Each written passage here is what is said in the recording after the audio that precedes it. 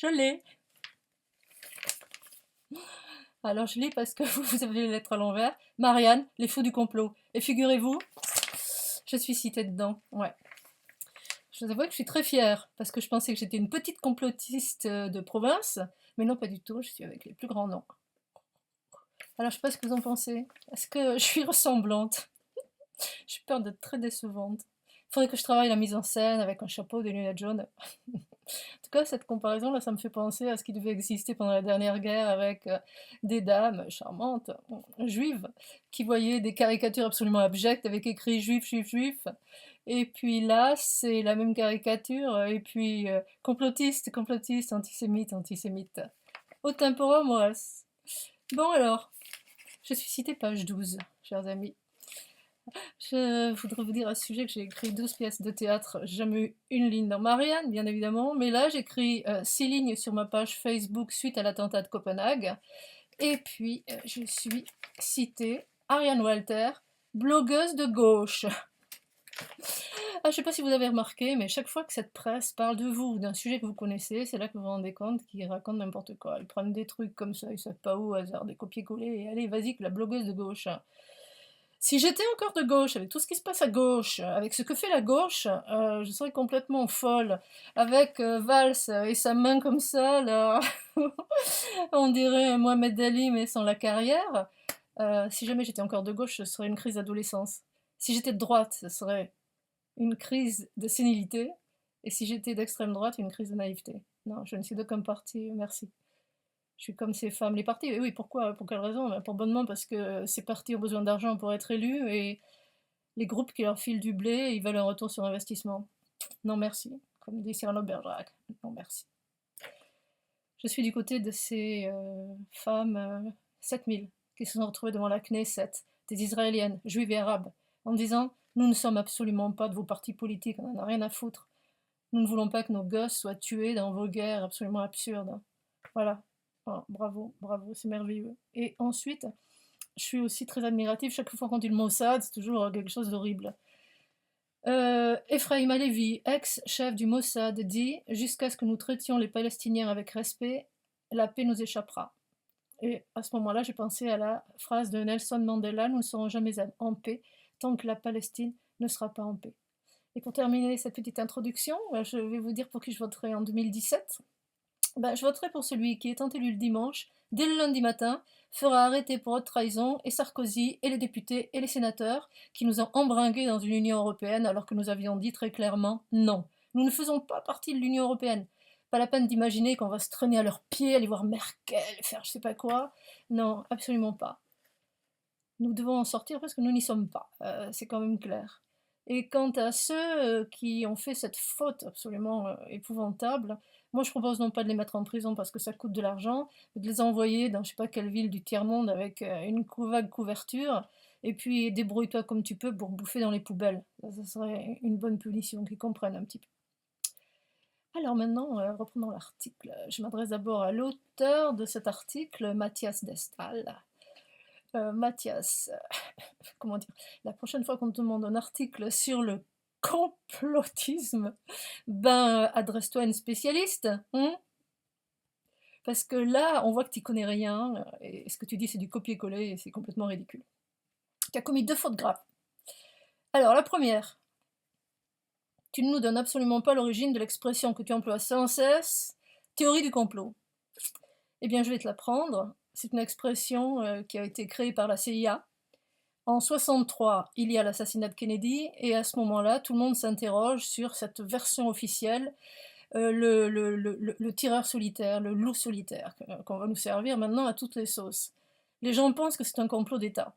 Et en 67, la CIA, qui en a les oreilles de toutes ces enquêtes, sort un mémo dans lequel elle dit, eh bien, tous ces gens-là, vous allez les appeler les théoriciens du complot, vous allez les ridiculiser et faire qu'ils n'aient plus aucune crédibilité. Donc, résumons-nous. À partir du moment où Mathias ou Marianne, vous employez théorie du complot, c'est un petit peu comme si vous travailliez pour la CIA. Ah tiens donc, et oui, puisque vous employez leurs éléments de langage.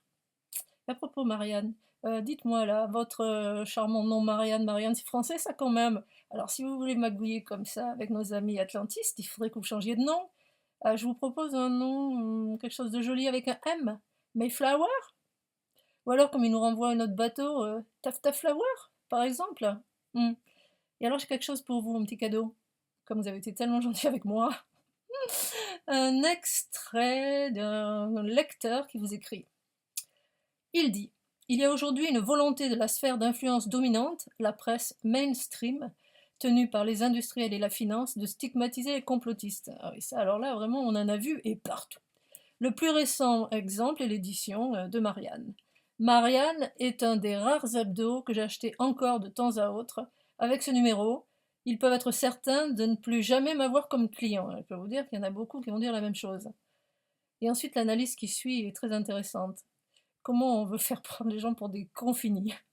La technique utilisée de la part de ces médias dominants consiste à faire un mélange des genres, un amalgame entre une interrogation tout à fait légitime sur la façon dont ont été présentés les différents conflits et événements, par exemple 11 septembre, guerre de Libye, de Syrie, d'Ukraine, pour ne citer que les exemples les plus marquants, et toutes sortes de théories plus ou moins farfelues, les protocoles des sages de Sion, les Illuminati, les reptiliens, les extraterrestres.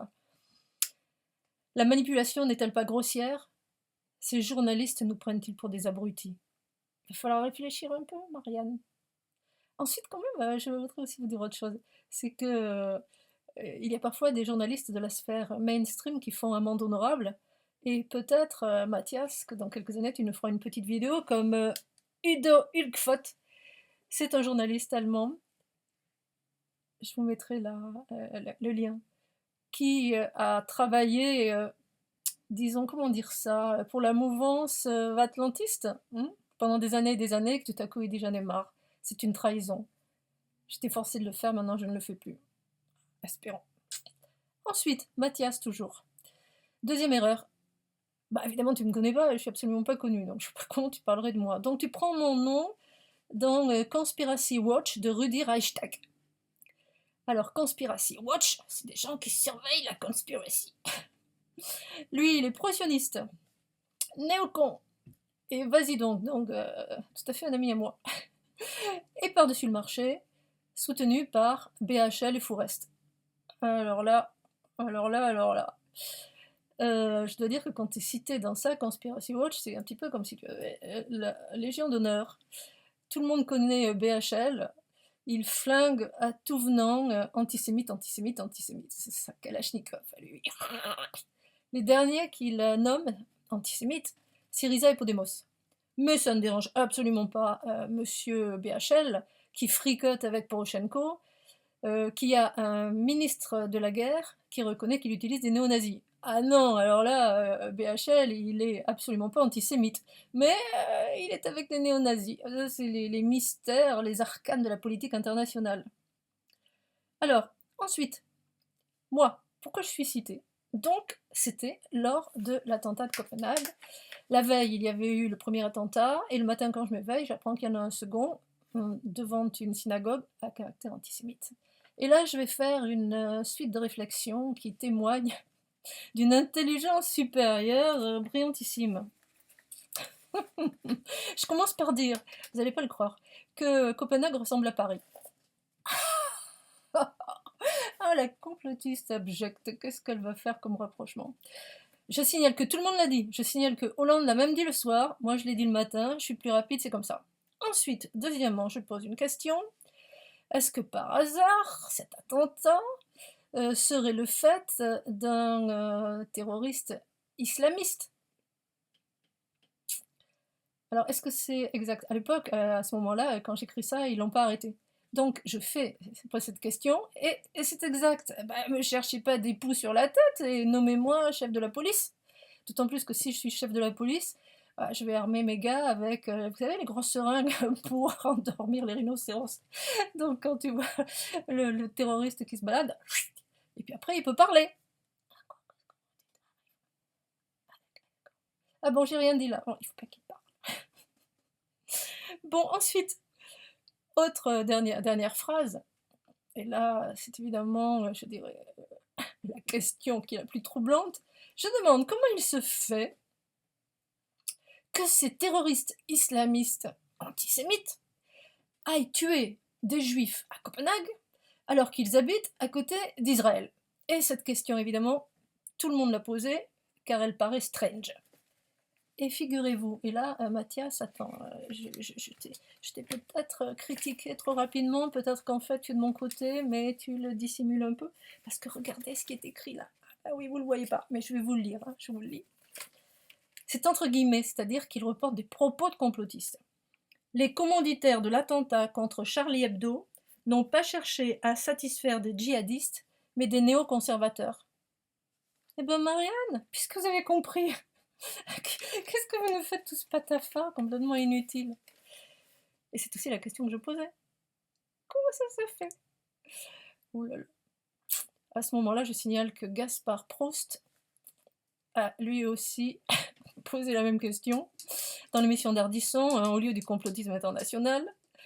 Et il a même eu une remarque assez amusante, à savoir peut-être que Daesh a des problèmes de GPS, puisqu'on les retrouve là-haut alors qu'ils devraient être plutôt là-bas. Ensuite, une seconde raison pour moi de faire cette remarque, c'est que j'ai lu un tweet de Daesh. Vous allez me dire, quoi? Daesh a un compte Twitter? Ben oui, évidemment, ils sont modernes, qu'est-ce que vous croyez? Alors, voilà ce qu'ils disent, parce qu'on leur avait posé la question, mais comment ça se fait que vous attaquez des juifs partout et pas là à côté, vos voisins? Dans le Saint-Coran, Allah ne nous a ordonné de combattre Israël ou les juifs qu'après avoir combattu les renégats et les hypocrites. Alors je vais dire qu'il y en a qui doivent être tranquilles. Parce qu'avant qu'ils aient abattu tous les renégats et tous les hypocrites de la terre, à mon avis, dans quelques siècles, on n'y est pas encore. Je sais pas qui leur a dit de dire ça comme tweet, enfin, c'est très drôle. Mais la dernière raison pour laquelle ma remarque est parfaitement justifiée, et celle de beaucoup de monde, c'est que dans l'émission du 12 février sur France 2, envoyé spécial, c'est quand même pas complotiste ça, alors je n'y comprends plus rien. On nous rappelle que le FBI, enfin on nous rappelle, non, on nous apprend, on est... que le FBI fomente des attentats terroristes. Pour une raison simple, on dit au FBI, tu veux du fric, il faut que tu surveilles et que tu arrêtes des attentats. Ouais, mais il n'y a pas d'attentat. Eh ben, trouve-en. Donc voilà ce qui se passe. Mike Sherman a démissionné de l'agence en 2004 après avoir dénoncé les agissements peu orthodoxes du FBI. Tout ça sur la 2. Il confirme que sous prétexte de lutter contre le terrorisme, les enquêteurs censés débusquer les cellules antiterroristes, sous la pression, auraient fabriqué les cellules intégristes. Et après ça, on s'étonnera que des petites créatures comme moi se posent des questions sur Copenhague, qui ressemble à Paris, tiens donc, qui ressemble à Toulouse, tiens donc, et que les gugus, ils sont toujours morts quand ils ont fini leur attentat. Ah, tiens donc. Est-ce que je suis antisémite? Grande question. Alors, voilà ce que je veux dire. Je préparais un billet pour ne pas me tromper, hein, et pas me retrouver en tôle demain. Je ne considère pas M. Netanyahou comme un juif. Je le considère comme un mercenaire de l'empire capitaliste. Son objectif est de maintenir une tête de pont militaire face aux terres pétrolifères du Moyen-Orient. Son but étant de créer un grand Israël, volonté absurde qui n'arrivera à rien si ce n'est à des millions de morts. Car monsieur Netanyahou, vous avez contre vous l'Orient, mais maintenant une grande partie de l'Occident. Je signale quand même que depuis peu, Obama est antisémite, et aussi des Américains qui ont critiqué l'arrivée de Netanyahou aux États-Unis sans avoir averti. Donc le groupe grandit. Bon, on rigole, mais enfin il y a quand même quelque chose de tragique, c'est que dans notre pays, on va tous se retrouver en tôle, parce qu'à partir du moment où tu réfléchis et où tu le manifestes, c'est interdit. C'est interdit. D'abord, la première chose, Valls se prend pour Bush et dit « nous sommes en guerre ». Donc à partir de là, tout est possible. Si tu es en guerre, tu veux pas qu'il y ait des gens qui critiquent tes ennemis, hein, c'est évident. Et à Hollande, alors là, Hollande, qui dit ceci. L'antisémitisme entretient les théories du complot qui se diffusent sans limite. Théories du complot qui ont, dans le passé, conduit déjà au pire. C'est vraiment le rapprochement, mais on se dit, mais Oh, incroyable. À propos, là, vous savez, pour la rafle du lundi matin, parce que pour en rajouter d'autres. Alors il dit, euh, la réponse c'est de prendre conscience que les thèses complotistes prennent leur diffusion par internet et les réseaux sociaux. Oh, ils sont très très très très emmerdés. Maintenant il y a même des vieilles dames qui font des vidéos. Oh, quelle horreur. Or nous devons nous souvenir que c'est d'abord par le verbe que s'est préparée l'extermination. Oh quel salaud, non franchement. Par le verbe s'est préparée l'extermination. Oh non, non, non, c'est pas ensuite. Ensuite, Jean Jaurès, là, c'est une fondation, figurez-vous. Alors, c'est une fondation qui va parler de complotisme. Voilà pourquoi je vais la citer. Cette fondation, elle a un budget de 2 millions d'euros. Sympa. dont 80% proviennent de différents services et ministères de l'État. Encore plus sympa. Et 2% des groupes socialistes du Parlement et du Sénat. Ah bah, très bien, ils travaillent pour la nation et l'État. Et voilà ce qu'ils disent. Et là, je vais vous lire tout le long. C'est une énumération à la Prévert de tous les gens qui sont complotistes. Et là, chers amis, posez-vous la question, comment ne pas être complotiste? Attention, Fondation Jean Jaurès. Jean Jaurès, dans sa tombe, il tourne comme ça. C'est une mouvance hétéroclite, fortement intriquée avec la mouvance négationniste. Voilà, c'est ça. Tu t'interroges sur la politique de ton temps, eh bien, tu nies la Shoah.